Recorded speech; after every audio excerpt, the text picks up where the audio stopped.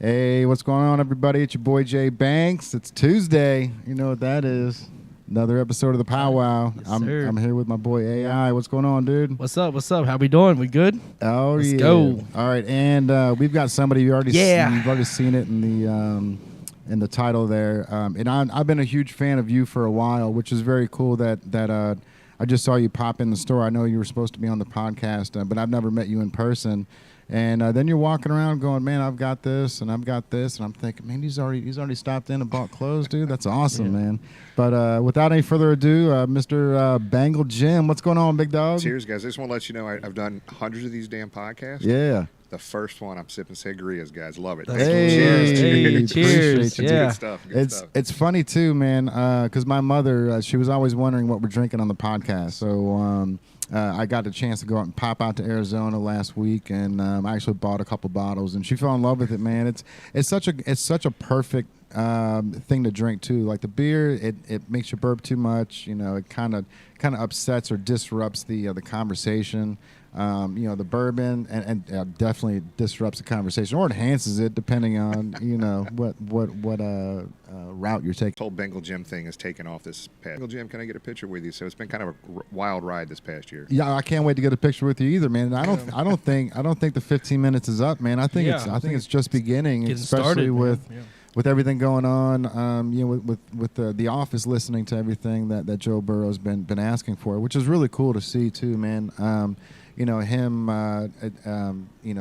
voicing his opinion and them listening and kind of building the team around him, which is how it should be for sure. Fulfilling the needs. He's definitely involved in the process, which is nice. Yes. Oh, yes. yeah. He should be. I mean, it's his life on the line to a degree. I mean, people are coming to take his head off because he is now, he's the it man, Right. So he's Joey Franchise. It's one of those things where he is such a powerful guy now in the whole NFL that if we don't protect him, we're just it's embarrassing if we're not, man. Like he's so good and he's such a dominant force in the locker room and on the field.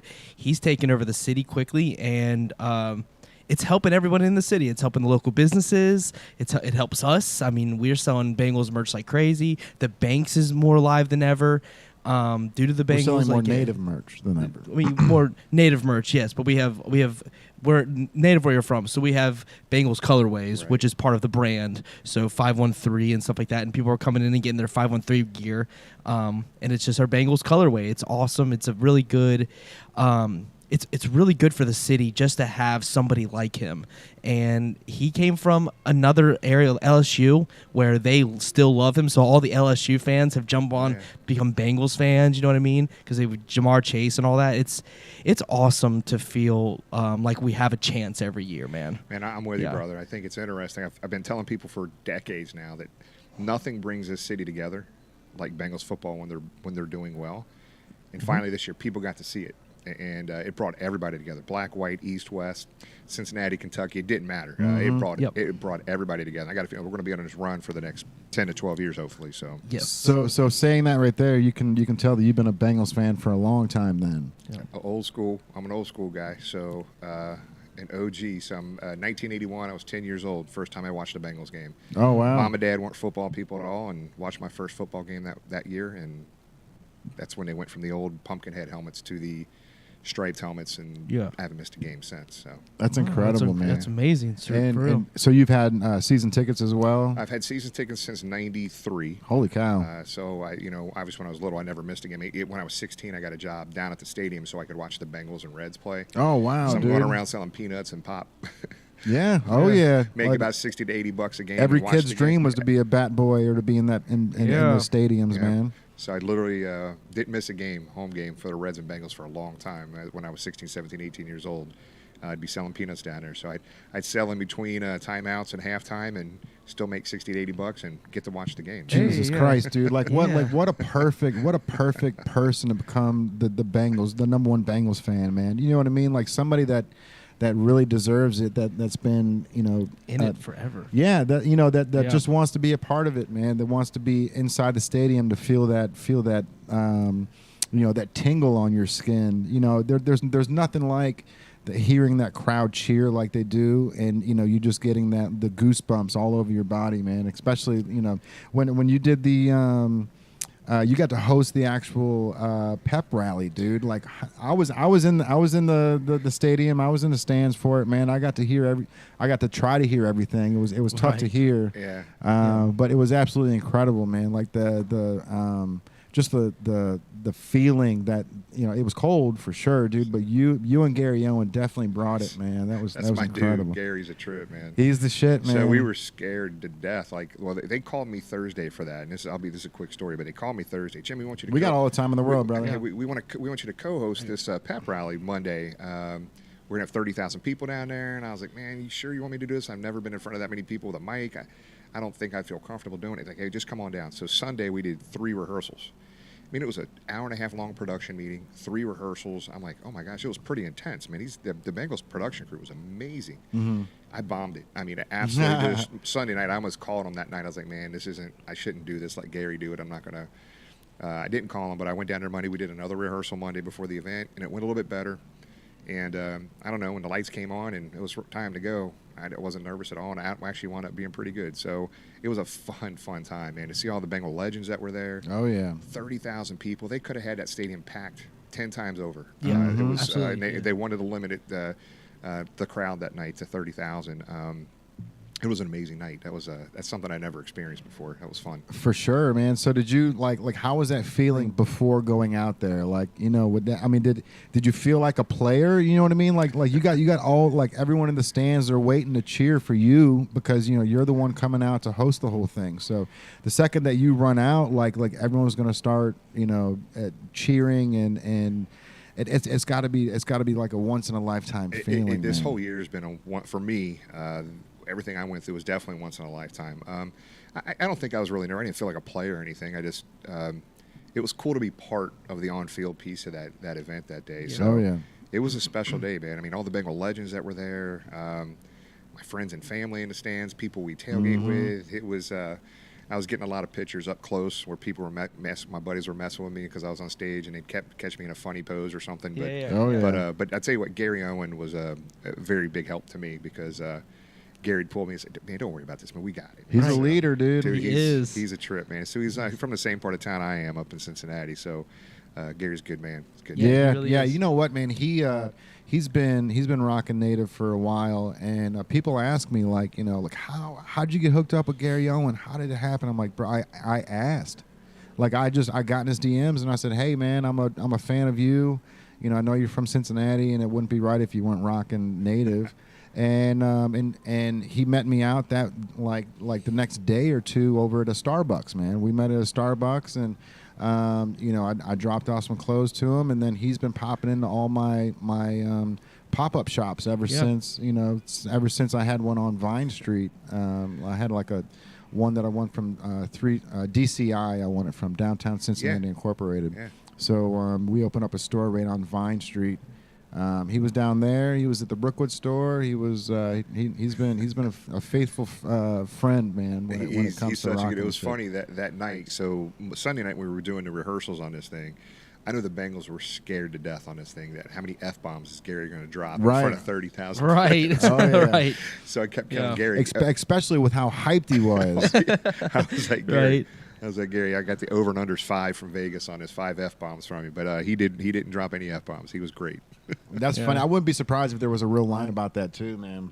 Yeah. like a real. I feel like you can bet about anything these days when it comes to gambling. Oh, absolutely. Yeah.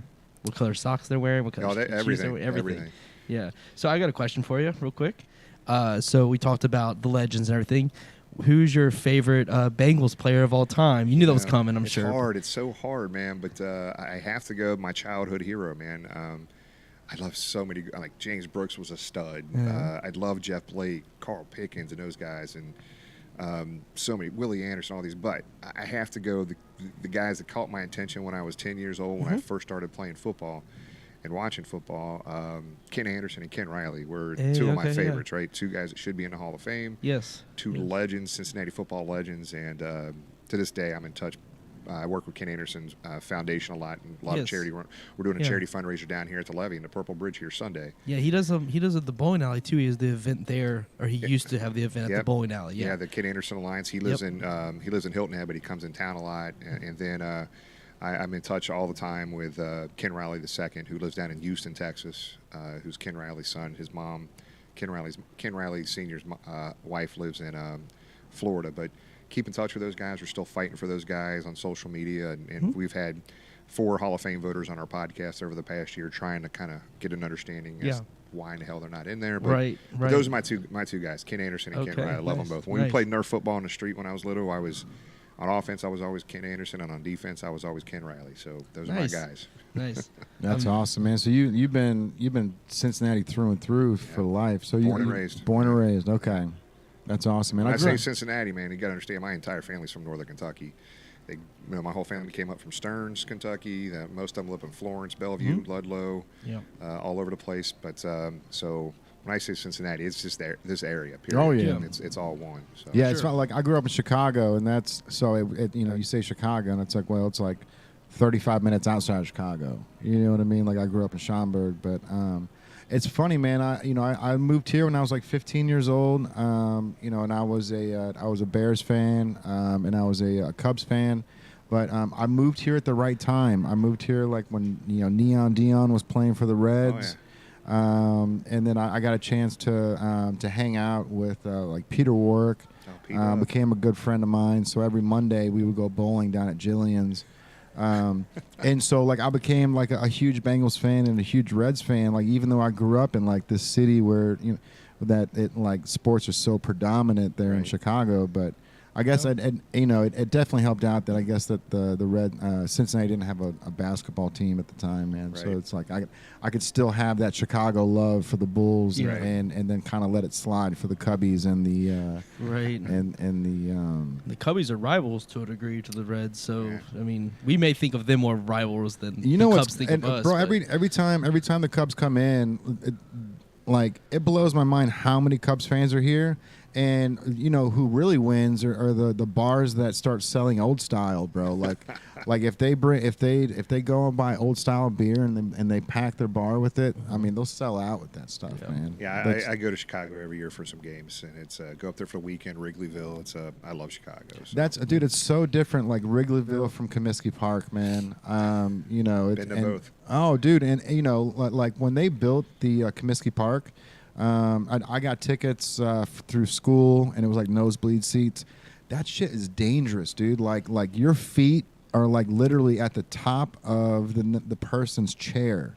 So like the incline is so crazy, and I'm thinking probably 12 years old, thinking, holy shit, man, I'm not gonna go to the bathroom. I'm gonna sit right here until the game's over. Right? Because it's just but that's just Comiskey Park, man. But then Wrigleyville, all of Wrigleyville's dope, but the Wrigley Stadium, man, it's just that's one place that I feel you've always it doesn't matter if you're a Reds fan or whoever, you've got to see the Reds play there just to get that feeling. It's a great place, and every time I go, I always sit out in the right field bleachers. So that's the place I watch the games from out there. Yeah, the left field, they actually tried charging those people that had that building. They put bleachers on top of their building. And they tried charging them season tickets for the thing, but now they actually ripped out the whole front of the building, which is awesome, man. So each apartment's got its own like glass view of from left field. That's dope. Yeah, man. Chicago's awesome, dude. They do some really good stuff out there, but just the weather, dude. I couldn't. It's like wintertime, it's like 20 degrees colder. Summertime, it's like 20 degrees hotter because of the humidity. Yep. And then like the Windy City's no joke, man. Like that wind chill will right off the lake, man. Man, it will you'll be in the middle of a conversation and that wind will hit you and it just takes your breath away for real. Yeah. So I'm good, man. I like Cincinnati. I when I moved here, I became a fan of the town real quick, man. It's easy living out here, and everyone's a lot friendlier than most towns too. It's funny. I travel all across the country and across the world for business, Bengals, whatever it is, man, and love visiting other cities, Chicago, LA, whoever it is. But I'm so glad we raised my family here in this area. There's not a better place. I love coming home. So for sure. Yeah, that my mom just retired from Delta last year, and she says most people that come into the city, they all rave how great Cincinnati is. They'll go everywhere, all over, of course. Like, nothing's better than Cincinnati. I love coming here, and she just hears it so often. She's like, it's hard not to like fall in love with your own city every time someone comes from a major city and comes here, and they're like, I don't want to leave Cincinnati. I just don't want to leave. The people here are the nicest. It's just so wholesome. Everyone, it's a family town. There's stuff to do, and it's clean. So it's like top to bottom. You know what I mean? You got a mid to small market team, Reds and Bengals, but you got all the amenities of big city, right? You've got Major League Sports. You've got all kinds of entertainment districts down here in Newport, OTR, the banks, Mount Adams still. I mean, there's just so much stuff to do in Cincinnati. A lot of hidden gems here in the region. There is. For sure. And apparently we're pretty well behaved on the road too, man. So is that where your like your 15 minutes of fame started? Was that Nashville tailgate? Because that was when like it was, your name was brought up with every single Bengals like article that I was reading at the time, man, which was insane. And it was just like all the news places were like, yep, like Bengal, got to get a hold of Bengal Jim. You want to go to the tailgate in Nashville, Bengal Jim, that's the guy, get a hold of him. So like, it must have been overwhelming, man. Yeah, I tell you, I don't think that's when it started. I think when the Bengals announced me as fan of the year, which was early October of 2021, that's when it just started shooting through the roof. Oh, wow. Tailgates went from 600 to 800 people to well over 1,000 to 2,000 every tailgate here in Cincinnati. We had over 2,000 people at the Raiders tailgate for the first playoff win here in 31 years. We went on the road for the Tennessee and the Kansas City games, and those two tailgates were absolutely amazing. Again, we partner with partners of ours, so every time we go out of town, we don't want to have multiple different Bengal tailgates. So we pulled a lot of folks together. So we got Bengal Jim's Before the War tailgate experience, which is the oldest, longest running, continuous running tailgate in Cincinnati or in football. And then we have our buddies, the Bengals Trailer, which is down the other lot. Our buddies. Whose is the longest running tailgate? The Bengal Jim Before the War tailgate experience since '93. You just nonchalantly said that you've got the longest running tailgate in NFL history, dude. Like that is Cincinnati incredible. football history for sure. Yeah. I don't know for sure about the NFL, but Cincinnati for sure. We even tailgated through COVID, so we couldn't tailgate any of our regular spot during COVID. But I had a customer who had a private lot downtown Cincinnati. He let us use, and it was like 100 parking spots. We filled it to 40% capacity. If you remember, Joe Burrow's first game was here in Cincinnati in the stadium, and nobody was in there. We were 3 or 4 blocks away. Literally have a giant jumbotron in this parking lot, did a drive-in tailgate. Man, that's incredible. So we have not missed a tailgate, period. That's incredible. So there was no other tailgates were part of that for us, so we know. Yeah. Our tailgate is definitely the longest running continuous run. It's been such a fun event. I mean, that tailgate and our podcast that we do, and the recognition for Fan of the Year this year. The biggest thing that I'm most proud of, guys, is every year for many, many years we focus on charities throughout the year at the tailgate. 10, 15 grand a year is what we've raised. This past year, we almost hit $60,000. Holy cow. For about 13, 14 different charities, and I am so proud of that, man. If it wasn't for that tailgate, and if it wasn't for that podcast we do, and it's not just people here from Cincinnati, it's people from all over the country. Right. Boatload of people outside the country. Canada, England has a huge fan base over there. Germany, Spain, Mexico. We get donations from all over the world for some of these charities. So we have some huge plans coming up for this year. We even have a charity event going on up here at the Purple People Bridge here Sunday with Ken Anderson Alliance. We're already about $8 grand raised for that. Doing a 5K, walking back and forth on the bridge 14 times. 14 times is a 5K on the Purple People Bridge. So it's perfect because it's number 14, Ken Anderson. It's Ken Anderson's foundation. That's incredible. So number 14. So we will, if anybody's interested, come on down and join us. It's free to attend. If you want to donate while you're down here, you can. But we're walking 14 laps, 5K, back and forth. We'll have a lot of breweries down here setting up tents on the bridge. We'll have a tailgate set up down here. We'll have a DJ playing. Oh, wow. When the events, we have some prize packages to give away. And when we're done, so it's my buddy Del Hall from 16 Lots, us, our tailgate, and a bunch of other folks combined to put this on. But after the event's over with, we're hanging around down here at the levee having some drinks and getting something to eat. So hell yeah. It's going to be a fun day Sunday. When is the date for that? This is it the 24th Sunday? I think it's the 24th. 24th. Starts at 12 noon. Okay. So if you plan on getting down here, come down here around 11. And this isn't a very serious 5K. If you want to drink, whatever you want to do, Yeah, guys, for sure. it doesn't matter. But Yeah. just it's a time for us as football fans, the tailgate family as well, to kind of get together outside of football. Oh yeah. So we got a boatload of people coming in. We're gonna have several hundred people down here, and a lot of those folks are coming from the tailgate that normally tailgate with us. That so. is awesome. That's incredible. But that man. Nashville tailgate, man, I'm telling you, man, it was, again, our partnership, Bengal Jim's For the World Tailgate Experience and the Bengal Trailer, man, we had over 5,000 people in this parking lot. That's And that's insane, no dude. exaggeration. I had pictures we could share. You were out of town and got that many people. Man, That's crazy. And there was probably 25,000 Bengal fans in Nashville. Not everybody went to the game. People were down there just hanging out down on Broadway down there. Yeah. But it was amazing. Kansas City, amazing crowd. So I think we had probably 3,500, 4,000 people there. Wow. That's Bengals fans have always traveled well. Yes. Always, Yes. always. People don't know that. They did. They found it out this year. Yeah, they learn now. They Yeah. found out the Bengal fans travel. They don't. Yeah. They don't play. They make trips. So what did you do? You just I mean, do you have somebody in Nashville, or did you just know like? We had a person down there who owns parking lots. Owns some space. So he gave us a gravel lot in the back and kind of roped it off, and you guys can have this entire area back here. So people were parking and walking to us. Mm-hmm. It was so crowded. Literally, people got there and got to kind of where the tailgate had started. Basically, they could see our bus. They could see where we were. They couldn't even make it to us. Wow. So people that were going to come up and say hi, they couldn't even make it to us. It was so packed, shoulder to shoulder. It was an amazing crowd. It was unbelievable. Leave it to you to know people that have parking lots all around the country, just in case you need to pop up for a Bengals party, man. Yeah, it's crazy because Saturday, the day before the Super Bowl, so we had planned on this huge Super Bowl tailgate the day of the Super Bowl. NFL and SoFi Stadium in Los Angeles will not let you anywhere near that stadium. It's a tailgate. So we did a Super Bowl tailgate meet and greet basically Saturday. We rented out a brewery. We rented out a parking lot. We had a DJ. We had DJ show up. We had 1,500 people there at max capacity. We had to turn people away. We sold it out in 4 hours. Man. We didn't want to tell people this, but that night, I mean, the mayor was there of Cincinnati. Every local media station was there. Several the Los Angeles TV stations were there.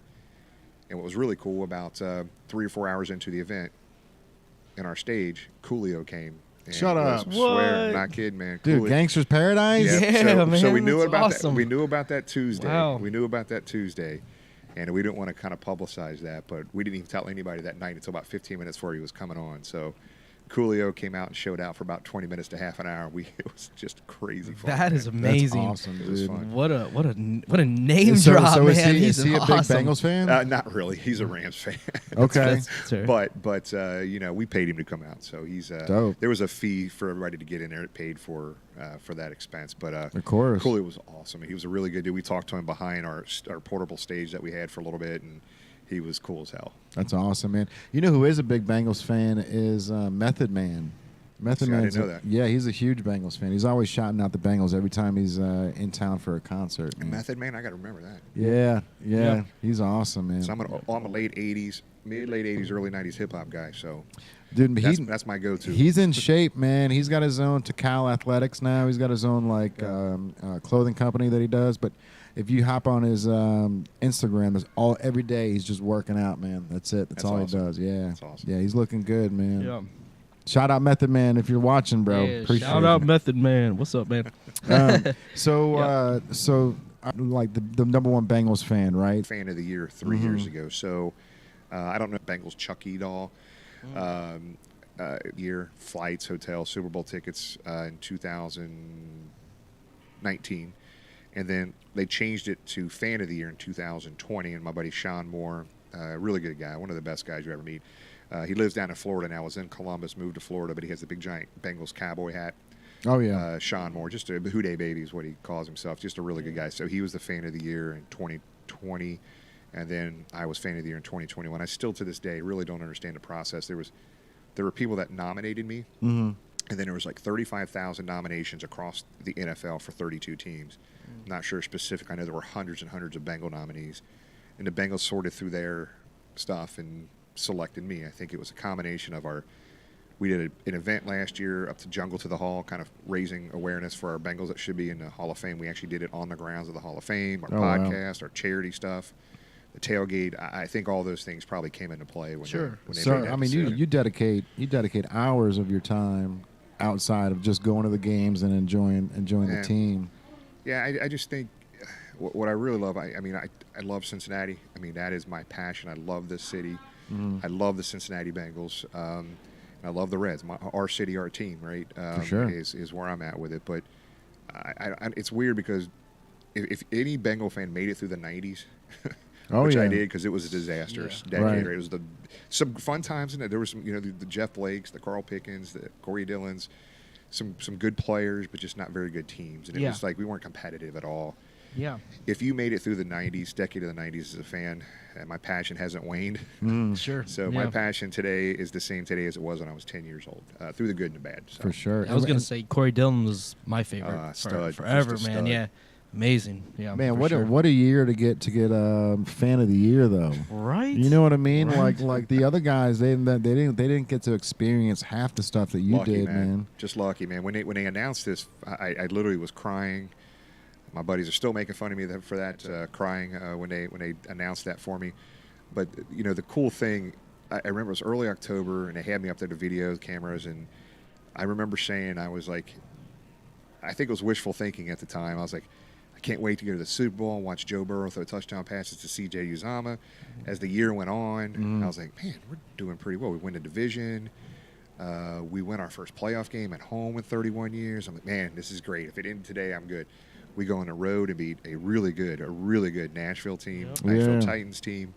I'm like, oh my gosh, this is amazing. We won a road game and a home game.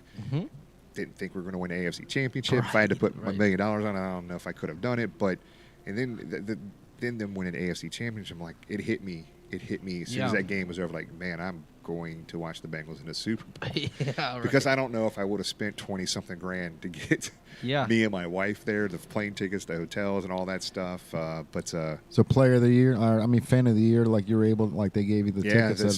So the Bengals paid for my tickets to the game, 2 tickets, flights out there and back. Holy and cow. our hotel rooms out there the whole time. So we were out there from Tuesday to Monday. It was our anniversary. It was great. My wife and I's anniversary that Tuesday. So I tell you what, there's only one thing that went wrong the last 12 months, and that was the last minute and a half of the damn Super Bowl. Right. Right. Yeah. So I'm not complaining about it. Right. We're going to be back. We're going to get one of these damn things. Yeah. So is your wife? Is she guilty by association, or is she a huge Bengals fan? She's guilty by association. She comes to half the games with me. When it gets cold out, she's not coming out of the house. Right. She loves it. I mean, she went to Kansas City with me. She went to New York with me. She goes to road games with me every now and then too. So that's awesome. It's the trip, man. The trip out there, like that. That's half the experience. Oh yeah. That's one thing I love doing with my wife, man. It's like we'll go on a vacation, but I like half the time I just enjoy the trip out there with her, just being in the car and I need a refill. Do we have any more sangria?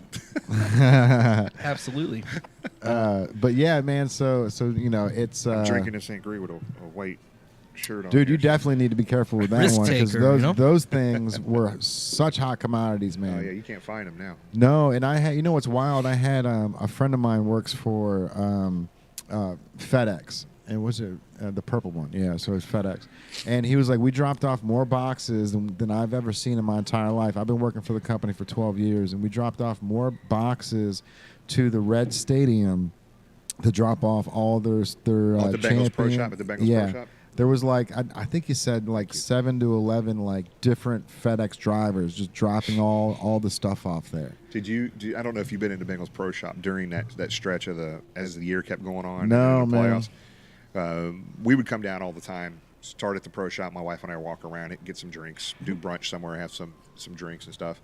And we'd always start at the Pro Shop. There were lines most of the time out the door. And as they were taking stuff out of boxes, they couldn't get them on the shelves. People were just snatching stuff out of the boxes. It was a wild year. It was, I think I heard it might have been one of the best year at the Pro Shop in the history of the Pro Shop since it's been open. So. Oh, I can imagine. Yeah. Especially, that zip up is like 160, and they couldn't keep that on the shelf. And they threw a Bengal logo on anything, it was selling. So Yeah. Yeah, and that's the funny thing, man. Like there's a bunch of kids that run around with that same zip up, just without the logos on it, without the Right. the silver Nike logo on the side. Might not have the like the cowl hoodie on it. Yeah. right. But nice. yeah, like Nike Really knows nice. what they're doing, man, for sure. They For make sure. they make some money. So actually, my dad's side of the family, they're all from Alabama, and when Alabama won the championship one year, I'd just hurry up and I bought the Nike hat, and I got it in the mail, and that's when I found out that everything was a sham, dude. It was just a laminated, like a heat pressed Alabama logo on the side that was already peeling off by the time it got there, just like.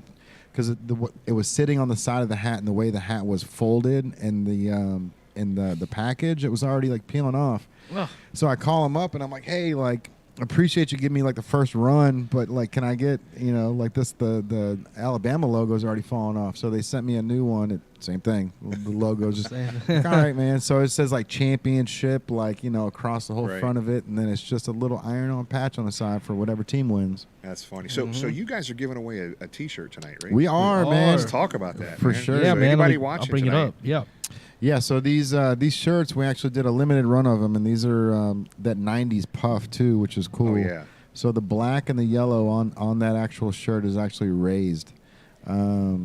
Gives it that nice little like 90s feel. But we did a limited run of them, and actually we're giving away the Hootapole beer cans as well. So if you don't win this one today, we got them for sale in the store. We're actually doing buy one get one free until May 13th, and still that's 513 day. Yes. But There you go. so Yep. if you buy a I'm a little sweatshirt, slow. It's like kind of like 420, but different. yeah, oh yeah, Yeah. Basically. But we Cincinnati's celebrate Day, we celebrate Cincy. Yeah. Bengals, Reds. Actually, you know Cyclones? what? With the help of Q102, man, a native got that passed through Mayor Cranley, the national or not. It wasn't National 513 Day, but it was like Cincinnati's official 513 Day. I think we did that back in like 2017 or 16.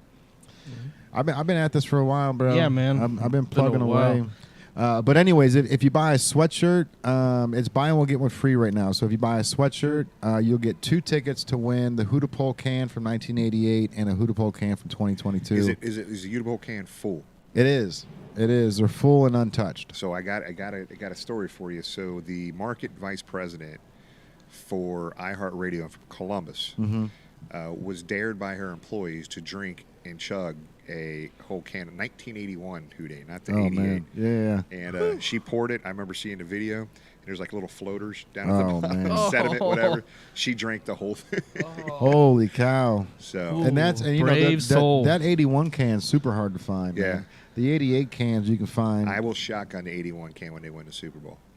I like will the do that confidence. I'll do that on air with you. Let's do it. Yeah. That'd be incredible. dude. Yes. I'll We're here for it. We are here for that. Let's I'll go. drink the Hell yeah. 2022 can in Yeah. honor. Let's- Just kidding. No, Let's put Yeah, it down. we got that one down. Yeah. So Oh, yeah. My guess is that they win the Super Bowl 58. So maybe not this year, but the following year is that's my prediction, my personal one. Super Bowl 58 is the Bengals to take. That's my what do you prediction. think? dude, they're going to win it this year, dude. You think 57? It's going to be Okay. hard. It's hard to go back to Back to back. That's my thinking. But That's my thinking. they Yeah. retained everybody they needed to. Mhm. They just added 3 stud offensive linemen. True. And as much as I love CJ, the tight end they just picked up from Atlanta is way more athletic, a Yes. way better route runner. He is. There's other things going on. I can't wait for the draft. I got a feeling somebody's going to slip and fall to us at 31 that we could have got at 15 or 20 if we were there. So we will. The team has gotten better. They have. Period. They have. When Joe Burrow gets sacked 70 times and they go to the Super Bowl, Right? and we just picked up 3 stud offensive linemen.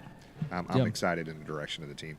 Yeah, absolutely. Yeah, my biggest fear this year are what the Buffalo Bills are doing. Buffalo, they're definitely Kansas City. those Buffalo's my top for the AFC. I'm with you. Like I'm a realistic football fan, so I'm just like I love my Bengals. I'm actually a Rams fan of all things. They're my team first off. I liked him and until he said it was. that. I'm sorry. I've been a Rams fan since I was 11, man. So But I it was St. Louis at the time. St. Louis, yes. Okay, A Marshall Faulk fan. Okay. That was my thing. Corey Dillon, Marshall Faulk are my 2 favorites.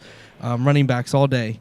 But yeah, it's just the Bills are looking really, really good. But the Bengals, if they go this year, that would be, I mean, back to back. That would make Joe Burrow such a legend. Here's what I'm predicting. Yeah. Because I agree with you. The Buffalo Bills and the Cincinnati Bengals and the Kansas City Chiefs are the three teams in the AFC to 100% beat.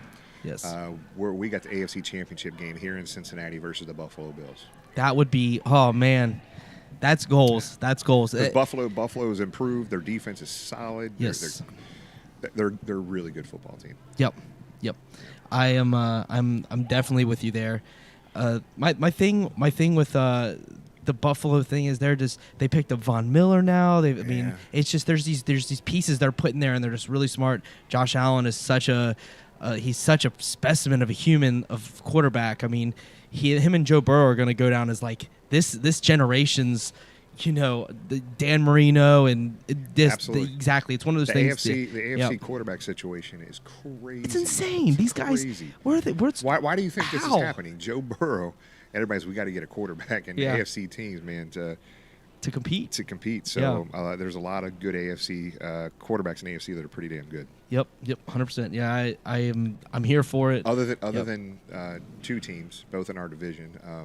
The city up north, their quarterback still sucks, and the city near West Virginia, they don't have a quarterback still. So sure, yeah. Do you just refuse to say the name of those? I won't say it. That's awesome. Not even going to do it. Bengal Jim, you are a legend. You dude. are, man. I love it, man. That's awesome. Yeah, that definitely. I don't think our division is going to be something. I'm not too worried about our division. I mean. But I am definitely those Bills. Those Bills got me. They're good, dude. They are good. They got me a little nervous. And it's one of those teams I don't hate, man. Yeah, me either. They've struggled just like us. They've struggled just like us. They were as bad as us as long exactly. as we were, man. Right. Yeah. Them and the Jets, we've all struggled. But I don't care about the Jets. Neither do I. But like they also, their fans are not too thrilled. But the Giants are struggling now too. Right. So New York's not very happy. That's true. New York, the whole city's kind of mad. But it's gonna be a really good season though. I really feel like us being competitive is it's such a good feeling to not even worry about if we're gonna we're not gonna struggle because it's like we have such a good offense, a good defense, and an O-line now. We're right there. Yeah, just some depth. We need to add some depth. Yeah, exactly. We're going into this draft this year. I'll be in Vegas here in a couple weeks. But the depth that we need, that's where our holes are, is the depth at this point. There's not like one glaring need. So we have to draft this guy at this position type situation. So we'll see. Man. I'm pretty excited what the organization has done from Mike Brown stepping back slightly, Troy and Katie taking things over, Elizabeth and Caroline being extremely involved. Everything you see positive going on from a social media marketing perspective has been Caroline and Elizabeth Blackburn.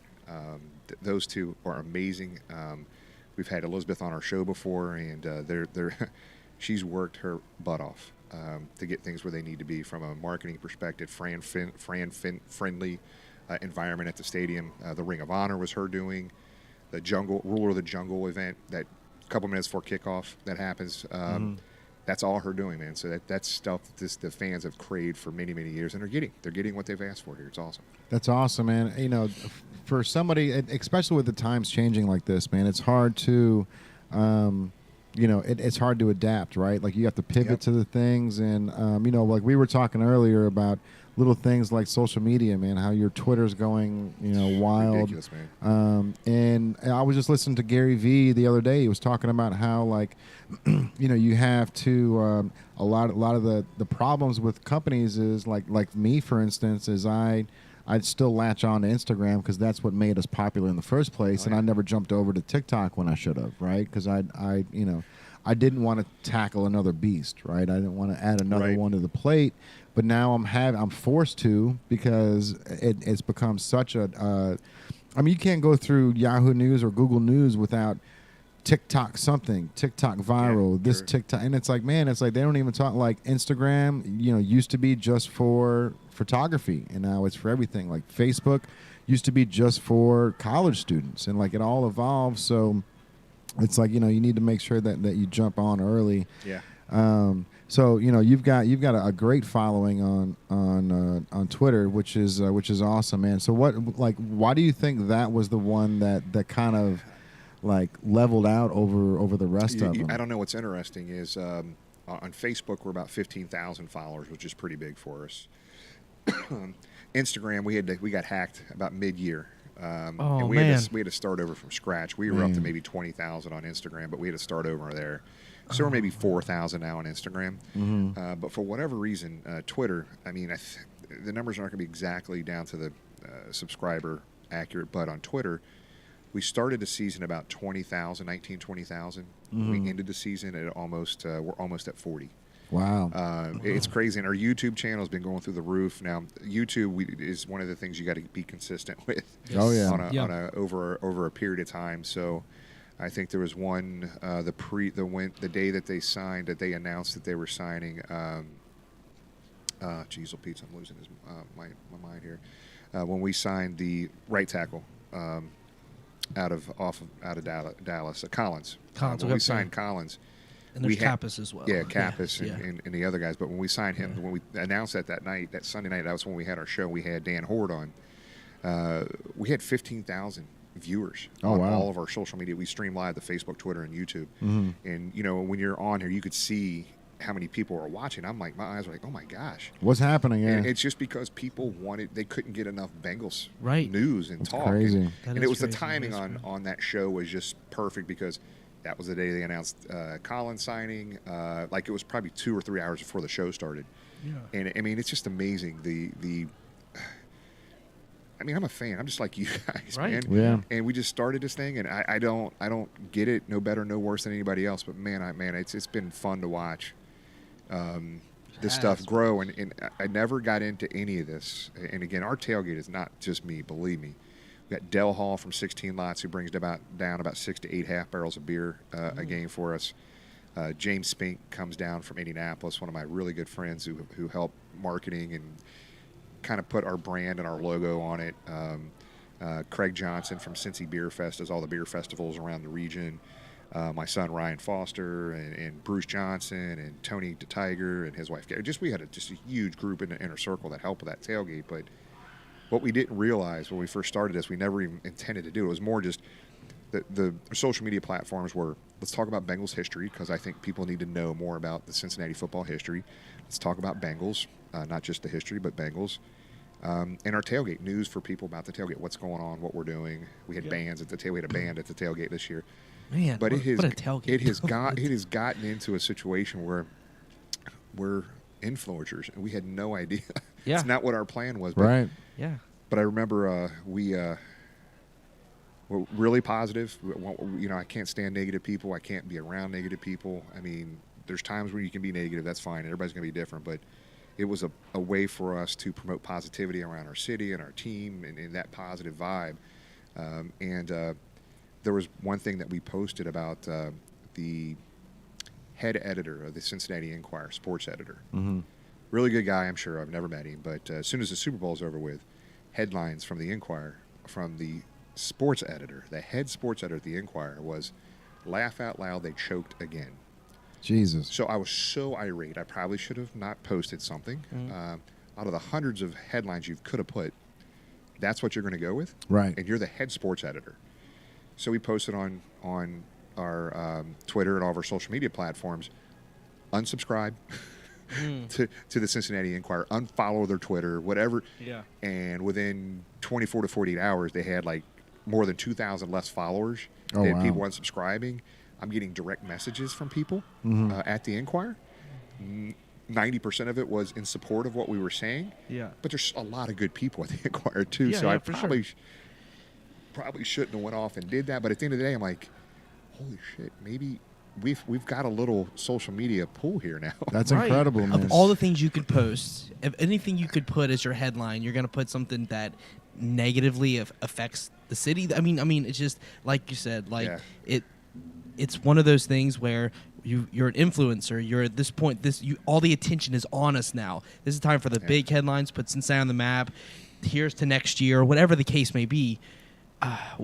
We got there and we put up a fight. You know what I mean? It's not, dude. We're a little over a minute away from winning the damn Super Bowl. Yeah. But again, I'm going to tell you, the old guard in Cincinnati that is negative around Cincinnati Bengals football, those guys are going away. Right. The old school guys are going away. I love the Reds and I love the Bengals, so this might come off. I don't want this to come off that I hate the Reds. I love the Reds. I go to 15, 20 games a year. I have season tickets for the Reds. I've been going to Reds games since I was 6 years old. But this town, the media, not all the media. There's guys like Lance McAllister, I think, that are fair. Mo Eggers, who is fair.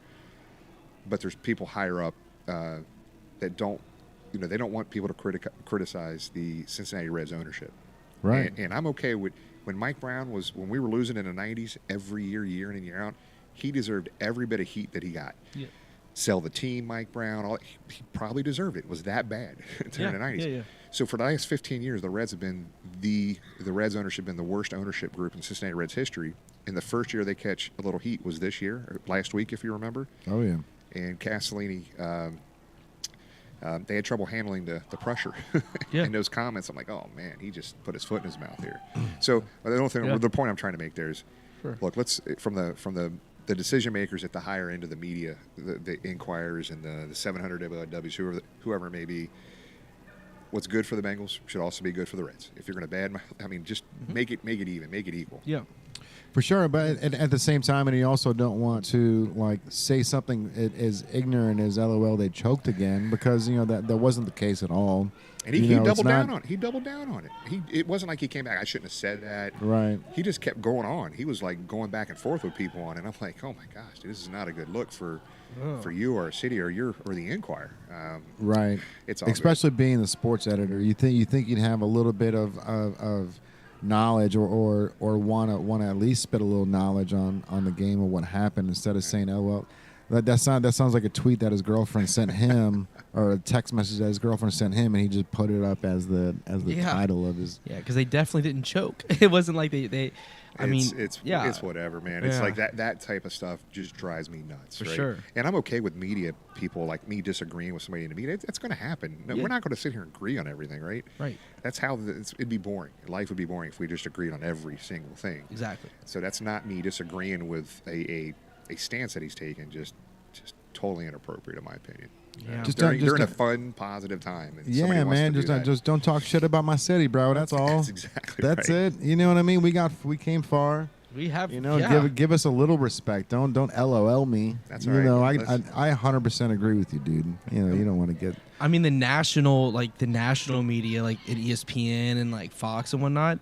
I mean, they're still saying that Joe Burrow is good for 2 Super Bowls. You know what I mean? That's his trajectory. That's totally wrong. Totally wrong. He's good for at least 6 to 8. Yeah, right, exactly. But the thing is like they're showing respect on Cincinnati now. They're giving Cincinnati, because for the longest time they were saying Joe Burrow's going to win it regardless of his team, yada yada. But now Cincinnati's got the respect. They're improving their line, and we knew this was going to happen. We knew they had to put their time into the O-line in order to do better.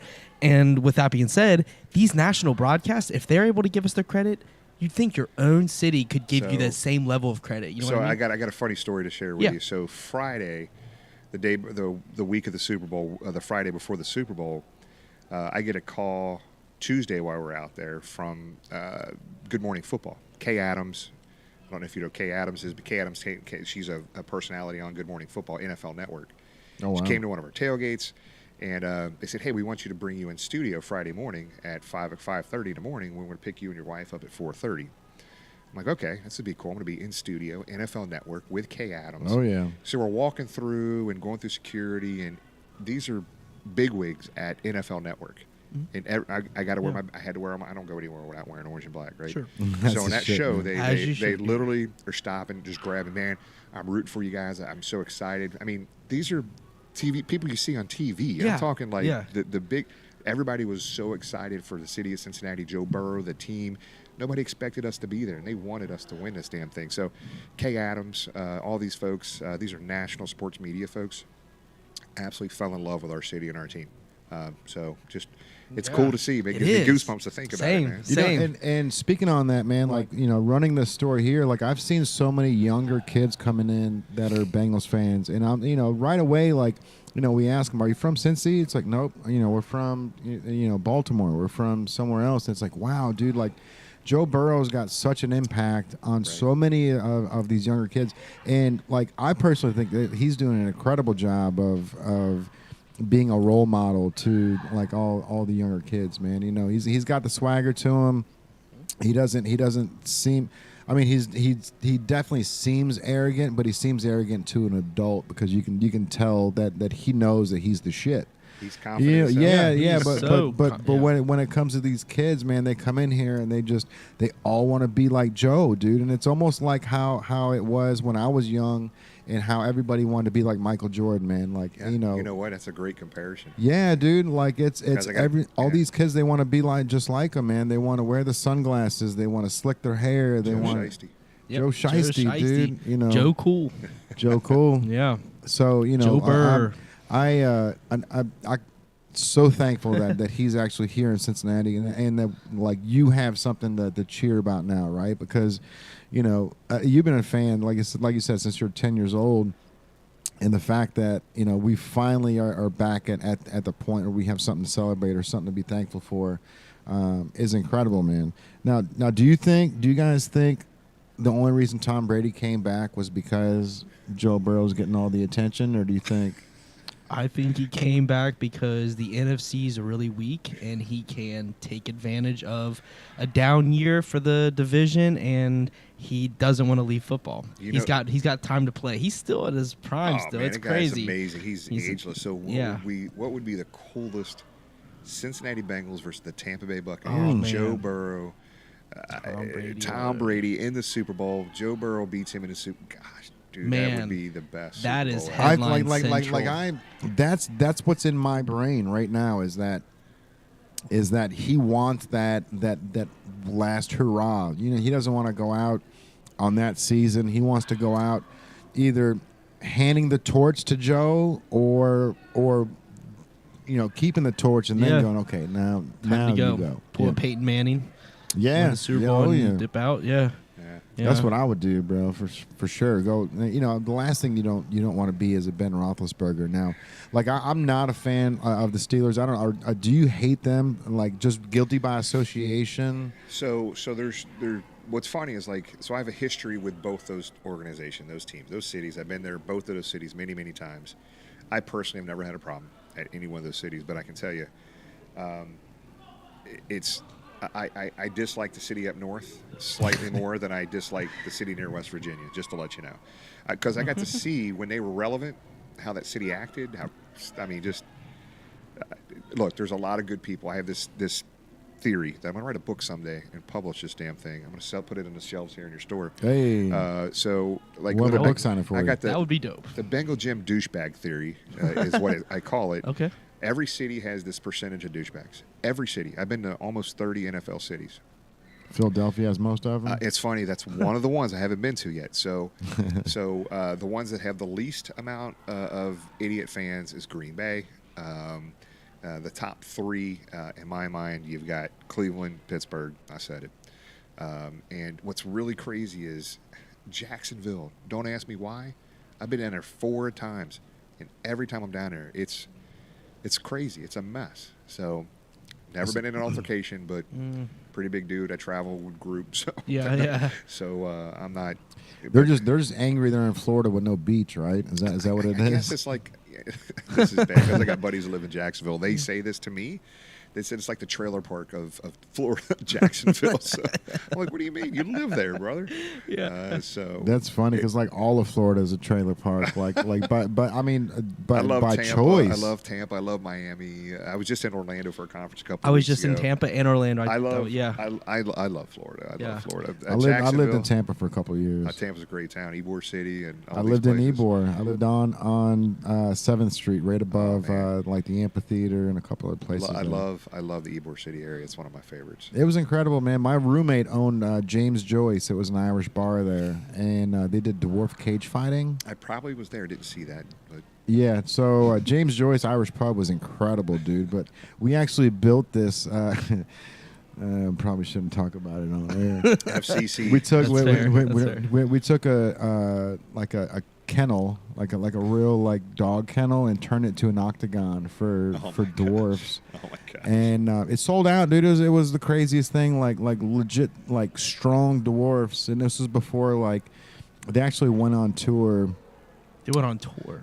Not our guys, but there was a dwarf cage fighting that went on tour, and that's amazing. And the guys that owned James Joyce actually sued them because they were the originators of the. the dwarf cage. Good fighting. for them making the most of it. That's Yeah. awesome. Yeah, I mean, that if you got a gift, man, make Ybor, it happen. Ybor you know? City's the craziest place on earth, Oh, man. it's nuts. Yeah. Craziest place. nuts. That was the only place where I literally lived on the avenue. I lived above the bars where when Guavaween and Gasparilla came around. Oh, yeah. My next door neighbors was a porn company called the Dream Girls, and so all they did was they shot porn there. And the balcony was one long balcony, so we all shared it. So when Guavaween or Gasparilla came around, all the porn girls were on my balcony. So it was Gasparilla was when my window was broke with somebody just tossing stuff up there, but they had a crack in my window. But that's like the only place on the planet where like at 2:00 in the morning you hear police cars. And helicopters every Friday and Saturday. There's a helicopter that hovers over the city, and then at 5 in the morning, you hear roosters that just start roostering, like they're walking around the city just roostering. And then at 8:00, there was a homeless dude that had a saxophone, and the only song he knew was "Let It Snow," dude.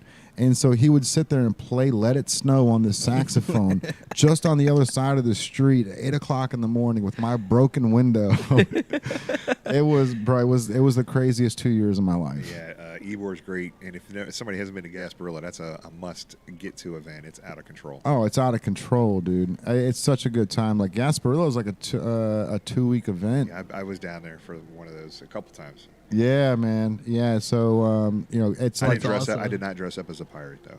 You know what? I didn't either. Ironically, I had the two eye eyes at the time, Oh, so yeah. I didn't have to dress up like the pirate. Right. But that's why I started the whole clothing line, man. I started the whole brand down there in Ybor City. So I had this clothing line called Eccentric Clothing. Spelled it way stupid. XSINTRYK. Xsintry-K, but it was pronounced eccentric. Rule number 1: don't make a company like. Don't name your company something that somebody can't spell. It's the worst idea ever. Good point. Now you learned. But Yeah, right right. away. Yeah. So, but anyways, Nate is much easier to remember. oh, Yeah. dude, Spell. completely. Yep. But so when I moved down there, I just acted as if I went to all those stores down there, and I said, "Hey, I've got a clothing line, and I'm only going to give it to one of you guys." So I right away, I had the 4 or 5 clothing stores all in Ybor City going, "Okay, we want it." So then I was able to choose which one carried my line, and that's kind of where it went from there. Nice. I changed the name of it, obviously, but Yeah. now we're here on a podcast. Now we're on a podcast. in Newport, yeah. Kentucky, man. Yeah, native where you're from. Yeah. Wait. All right, dude. So I think Yeah. we're gonna wrap it up. It's like 7:15, so we went for about an hour and 15 minutes. Yes, We've sir. been, on that, Um, we've been on that long? Yes, we have. For sure. Yeah. It flies. when Is you're having there fun, right? is there anything you wanna plug? I know you got some social media handles that. Nah, man. Just if you're not following on Twitter, it's at Bengal Jims _BTR. BTR stands for Before the Roar. Ooh, okay. On Twitter, same on Facebook, same on Instagram. I think that needs to be a T-shirt. Yeah, absolutely it does. And same on YouTube. So, hey, if you're looking to learn something about Cincinnati football history, keep up on some breaking news. There's been several things that we've been able to break over the last year and a half, especially the last year with some of the relationships we've built. So it's fun, brother. And if you don't follow, it's fine, man. Just Dope, dude. And so if somebody wants to go to one of your tailgates too, so what parking lot? It's not. so anybody wants to show up at a tailgate, you just show up. Okay. So basically, Bring BYOB. Well, yeah, we almost have about 16 10. We have lots about has a 10 little half bit. barrels. So you do the math. I can't do the math this quick. Cincinnati public school kid. So 10 half barrels is about a half barrel is what 7.5 cases of beer. Okay. So we have 10 of those. Those are gone quickly. Sure. Especially because people don't know how to pump the kegs, man. So when they over pump so them, we have to pour it for people. We can't there you go. charge, so Cool. we have people pouring. Yeah. So we have those, and we'll have enough food to feed 750 to 1,000 people. A lot of local restaurants kind of help out. We pay for a lot of food. The only thing, if you want to bring some beer, I think you probably should bring a little bit down. We have a couple giant community coolers. People throw beers in if they want, because we're going to run out of the half barrels. 10 half barrels For gone. sure. That's a lot of half barrels. For sure. Just with the crowd, we can't feed everybody. We can't give enough drinks popping beers to everybody. I mean, So- let's not be bums. We can bring it. We can BYOB. Yeah, we can bring her. Yeah, bring BYOB. We have a community cooler down there. We have a giant 5-gallon bucket. If you want to donate and help us offset some of the costs that we have down there, that's appreciated as well. We just try to break even. Everything goes 100% of that stuff goes right back into the tailgate, and we've never broken even on a tailgate. But Never, man. People just show up. I mean, I promise you will run into somebody. We've had politicians down there. Tons of NFL families come down here. T. Higgins' family comes down tailgates every game. T. Higgins' dad, Eric, is a DJ on the side. He DJ'd one of the tailgates of the Green Bay game for us. No kidding. The best people in the world. Jamar Chase's family comes down every now and then. We have former players. Ken Anderson comes down a lot. Ken Riley's family came down.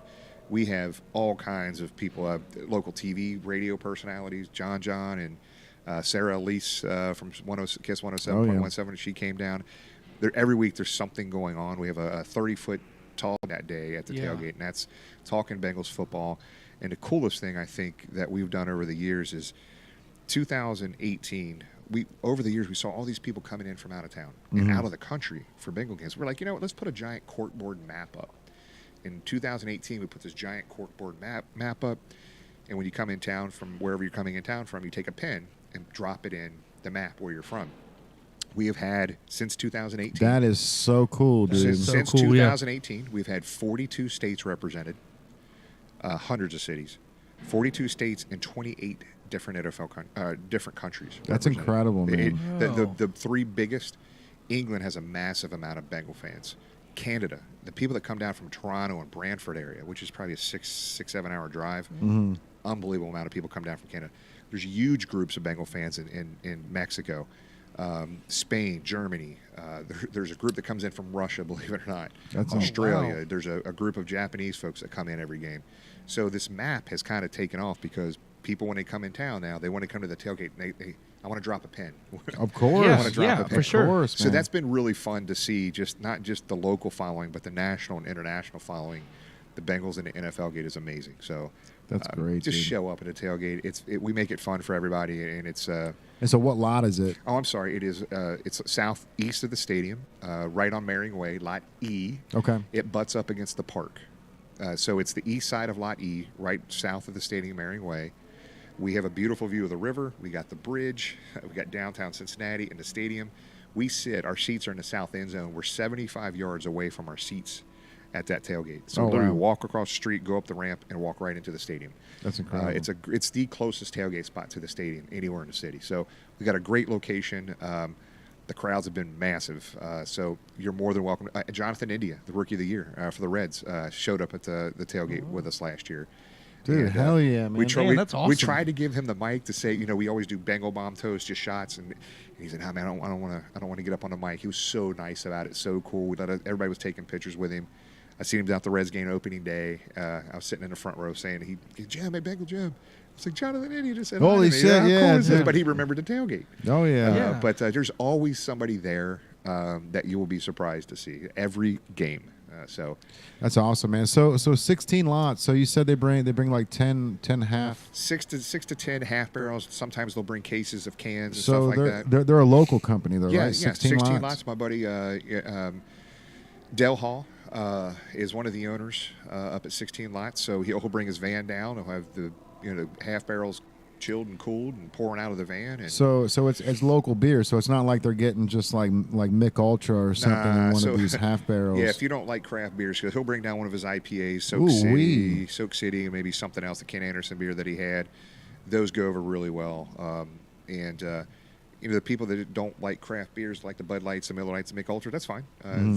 People will bring those down and bring their own beer down. So Well, I mean, good for him, man. That's one of those things where like he's giving out the beer, but hopefully the back end would be somebody going, "Hey, I like that." You said Soak City, was that? Soak City's his IPA, their IPA. One So of their somebody better likes sellers. Soak City and goes, "Hey, where can I buy this?" Right? Yeah, that's kind of been one of the things. It's more name recognition as they kind of ramp up their production, and they're going to be making an announcement here real soon about a second location, maybe somewhere close to you guys. Oh, dope, man. They're potentially coming up here very soon. So it's On this side of the river, Kentucky side of the river. looks like that's a very real possibility. That's so incredible, We man. will see. So it's been fun, but don't overthink the tailgate. Find a spot. You're not going to be able to park in Lot E. You can't find parking spaces there. Park anywhere. Uber down. Walk over.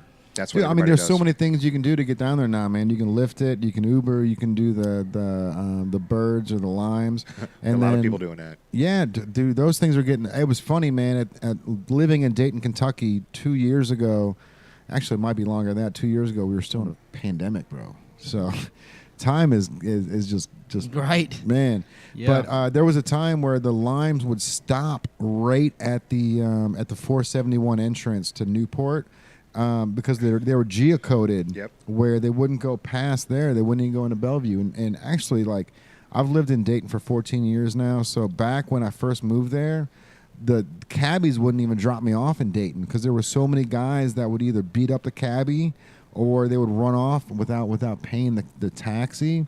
That like I couldn't even get a cab from here, from Newport to Dayton, Kentucky. I would have to walk home because nobody would take me there.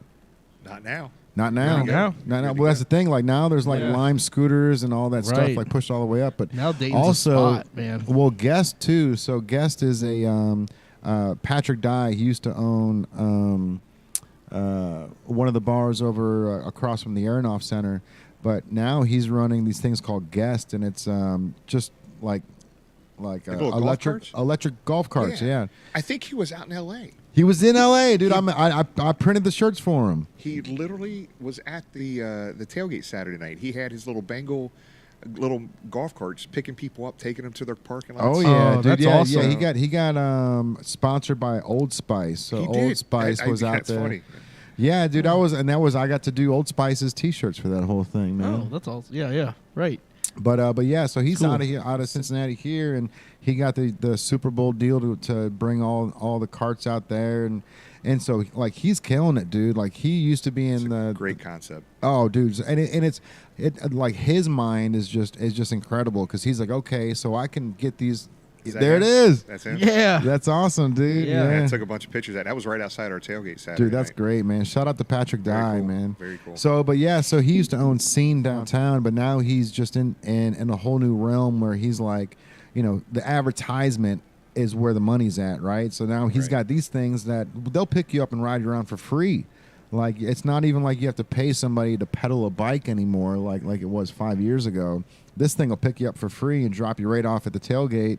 And all it is just sponsorships. There's like little things that says, "Hey, buy me," or Tip the driver. You're good to go. Yeah. dude, Yeah. seriously, man.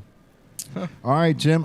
So with this T-shirt here, how should we give this away? Should we just should we do a number 1 through 100? Whatever number you want, we'll write it down, and I'm whoever just gonna say that- comments I'm just below. okay.